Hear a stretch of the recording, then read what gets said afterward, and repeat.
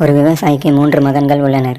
விவசாயிக்கு வயது அதிகமானதால் இறந்து போகும் நிலையில் இருந்தபோது தம் பிள்ளைகள் பொறுப்பில்லாமல் இருப்பதை பற்றி கவலையாக இருந்தார்.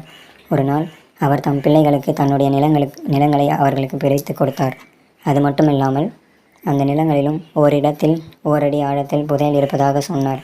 அதை எடுத்துச் செல்லும்படி சொல்லிவிட்டு இறந்து போனார். பிள்ளைகள் 3வரும் தந்தைக்கு செய்ய வேண்டிய இறுதி காரியங்கள் அனைத்தையும் செய்தார்கள். அதன்பின் அவர் சொல்லிய புதையலை எடுப்பதற்காக நிலத்தை தோண்ட ஆரம்பித்தார்கள். முதலில் மூத்த மகனின் நிலம் முழுவதையும் 1 அடி ஆழத்துக்கு தோண்டினார்கள். புதையல் எதுவும் கிடைக்கவில்லை. எப்படியும் புதையலை கண்டுபிடித்து விட வேண்டும் என்ற வெறியில் 2வது மகனின் நிலத்தையும் தோண்டினார்கள். ஏமாற்றம்தான் மிஞ்சியது. இவ்வளவு தூரம் வந்த பின் எப்படி விட முடியும் என்று கடைசி மகனின் நிலத்தையும் தோண்டினார்கள். மறுபடியும் ஏமாற்றமே. 3வரும் சேர்ந்து தோண்டியது வீணாக வேண்டாம் என்று எண்ணி அந்த நிலங்களில் விதை விதைத்து நீர் பாய்ச்சி உரம் போட்டார்கள். ஆண்டு முடிவில் அவர்கள் நிலத்தில் அமோகமாக விளைச்சல் அறுவடை செய்து விற்றதில் அவர்களுக்கு கொள்ளை லாபம். இப்படி உழைப்பால் வரும் பயணத்தால் அப்பா புதையல் என்று குறிப்பிட்டார் என்று பிள்ளைகள் 3வரும் புரிந்து கொண்டார்கள். நீதி: உழைப்பினால் வரும் பணம் அதிர்ஷ்டம் தரும். நன்றி.